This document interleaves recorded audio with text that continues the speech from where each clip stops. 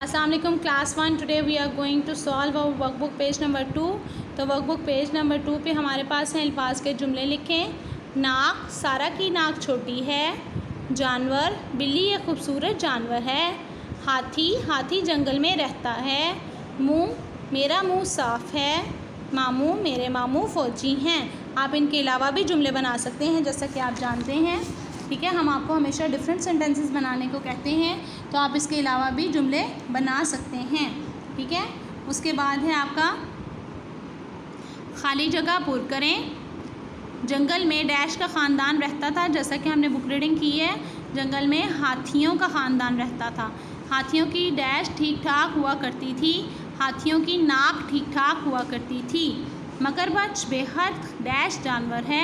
मगरमच्छ बेहद ख़तरनाक जानवर है। हाथी का बच्चा बहुत डैश हुआ। हाथी का बच्चा बहुत हैरान हुआ, ठीक है। तो ये आपने सॉल्व करना है। उसके बाद है आपके पास हाथी की सूंड 2 की डिक्टेशन की जगह है।